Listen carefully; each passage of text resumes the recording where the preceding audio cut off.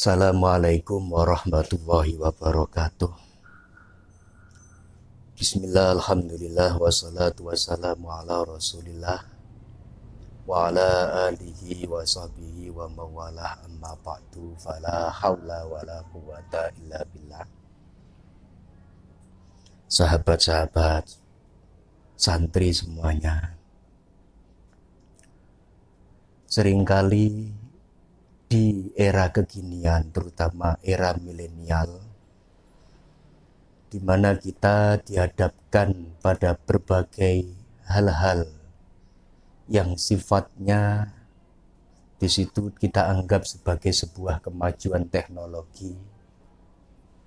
Ini memberikan dampak, di mana dampak-dampak tersebut adalah beloknya niat di dalam belajar itu sendiri. Salah satu hal yang bisa membelokkan tujuan dan niat bagi para pencari ilmu, sehingga dia lupa pada tujuan awalnya, adalah kurang adanya menjaga dan mengukuhkan niat. Menjaga dan mengukuhkan niat di dalam belajar tersebut. Pentingnya niat di dalam belajar ini adalah merupakan satu prasyarat pokok di dalam mencapai apa yang menjadi tujuan di dalam belajar itu sendiri. Maka kemudian sangat penting bagi para pencari ilmu tersebut adalah satu, yang pertama menata niat, yang kedua kemudian adalah menjaga niat, sehingga niat itu tetap sebagaimana niat yang awal. Di dalam mencari ilmu, seringkali niat-niat yang sejak semula sudah ditetapkan tersebut mengalami perubahan seiring berjalannya waktu, yang entah di situ disebabkan karena lingkungan atau karena godaan-godaan yang lain. Maka yang perlu dilakukan adalah bagi orang yang mencari ilmu, bagi orang yang menyebarkan ilmu, atau secara umum bagi ahli ilmu, adalah kembali menjaga niat tersebut. Bagaimana seharusnya pencari ilmu tersebut menata niat? Niat yang baik di dalam mencari ilmu, satu, bahwasanya mencari ilmu tersebut bukan hanya sekedar ingin menjadi orang pintar, bukan hanya sekedar mendapatkan ilmu sebanyak-banyaknya. Terlebih lagi ketika mendapat ilmu tersebut dijadikan sebagai sarana untuk memperoleh keuntungan duniawi. Lantas bagaimana seharusnya menata niat di dalam belajar dan juga menjaga niat di dalam proses belajar? Niat yang baik di dalam mencari ilmu tersebut adalah yaitu dengan niat mencari ilmu yang manfaat agar memperoleh ridhonya Allah. Ketika kita bicara ilmu yang manfaat, ini merupakan sesuatu hal yang sangat urgen. Sebab bagi para santri ketika mencari ilmu tersebut, yang dicari bukan hanya sekedar banyaknya ilmu, bukan hanya selembar ijazah, bukan hanya sekedar titel, tapi yang dicari adalah manfaat dan barokahnya ilmu. Kita sama-sama mengetahui sebuah hadis, innamal a'malu binniyat, bahwasanya setiap amal tersebut itu dinilai oleh Allah adalah tergantung dari niatnya. Mencari ilmu adalah merupakan sebuah ibadah jika diniati karena Allah. Mencari ilmu akan kehilangan nilai ibadahnya jika di situ tidak diniati Allah.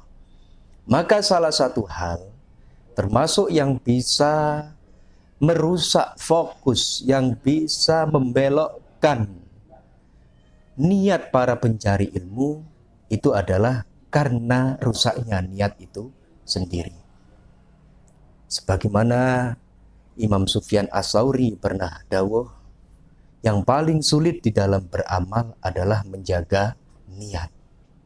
Yang paling sulit di dalam beramal adalah menjaga niat. Seringkali ketika kita melakukan sesuatu, entah itu mencari ilmu, baik di dalam pondok maupun sekolah, kita seringkali justru menjadikan aktivitas mencari ilmu tersebut yang seharusnya sebagai suatu ibadah, justru tidak diniati dalam beribadah. Kita mencari niat-niat yang lainnya, semisal sebuah contoh. Tadi kita sebutkan di awal, ada orang mencari ilmu untuk mencari ijazah, untuk mencari gelar, untuk hanya sekedar mencari ilmu buat berdebat. Bahkan yang lebih dari itu adalah ketika orang mencari ilmu diperuntukkan untuk mendapatkan keuntungan duniawi. Ada mungkin sebuah kisah kecil ketika ada anak belajar mondok. Dia sebetulnya niatnya bukan untuk mencari ilmu, tapi niatnya apa? Supaya bisa mungkin cepat dapat jodoh atau apa. Maka disitulah sudah tidak ada lagi kemurnian niat. Ruh daripada amal tersebut adalah niat, dan ruhnya niat tersebut adalah ikhlas lillahi ta'ala. Ini yang paling pokok.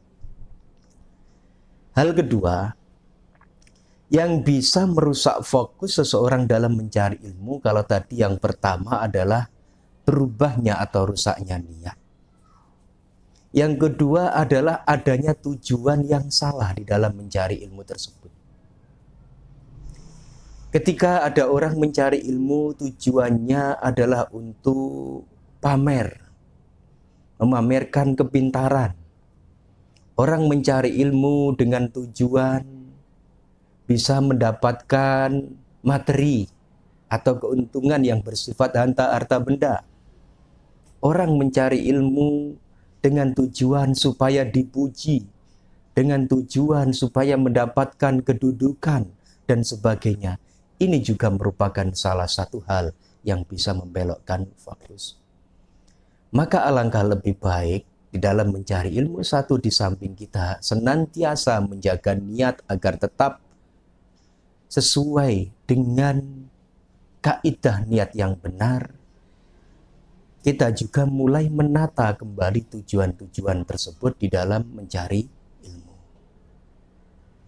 Yang ketiga, seseorang itu bisa kehilangan fokusnya belajar. Ini adalah karena adanya rasa bosan.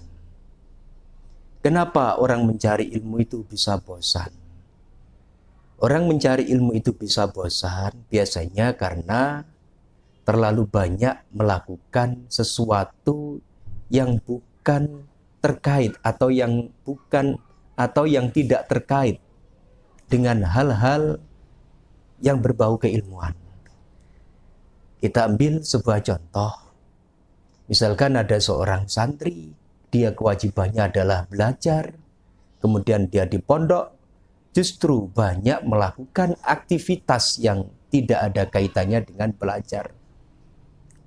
Melakukan bermain-main dengan internet, dengan apa dan sebagainya, sehingga sampai melupakan waktu. Ini yang menjadikan munculnya kebosanan. Lantas bagaimana solusi ketika di dalam masa belajar tersebut terjadi adanya kebosanan, terjadi adanya kegalauan, terjadi adanya perubahan niat? Yang perlu dilakukan kembali adalah tajdidun niat, yaitu memperbarui niat.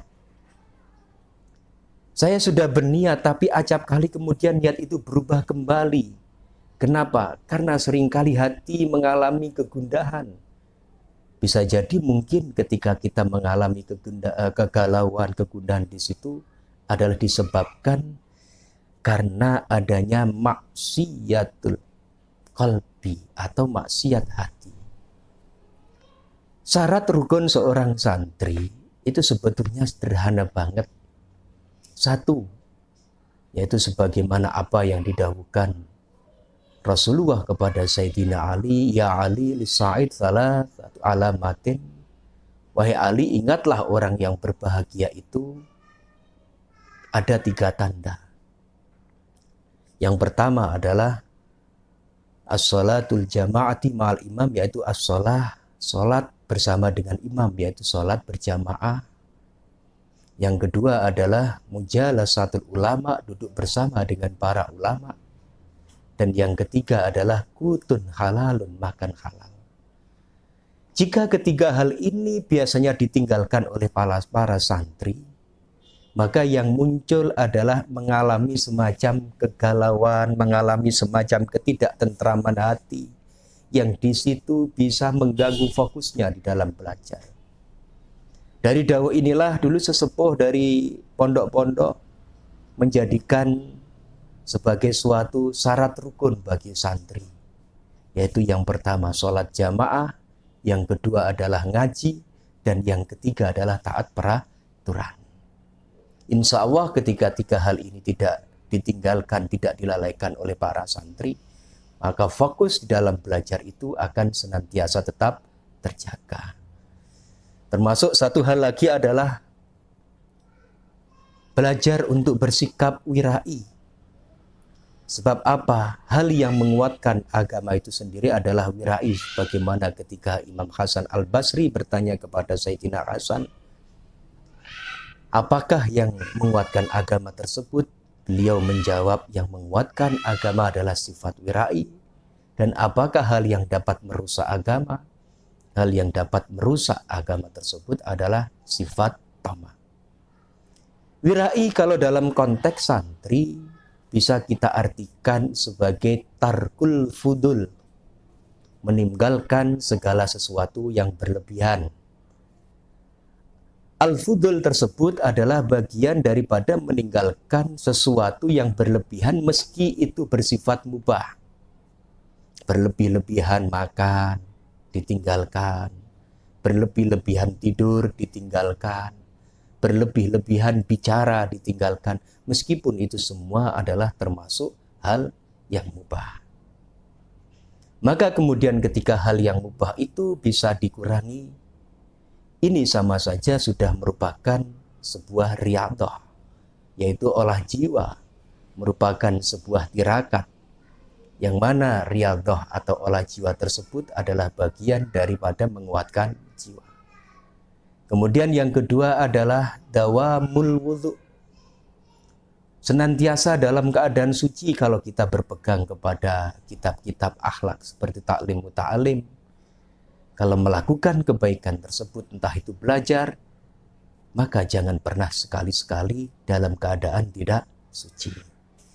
Yang ketiga adalah dawamul dzikri, melanggengkan zikir. Sebagaimana disebut dalam ayat Al-Quran, ala bidzikrillahi tatmainnul qulub. Ingatlah dengan zikir kepada Allah, maka hatimu menjadi tentram. Mungkin cukup sekian saja apa yang bisa saya sampaikan. Semoga bermanfaat bagi kita semua. Kurang lebihnya mohon maaf. Wassalamualaikum warahmatullahi wabarakatuh.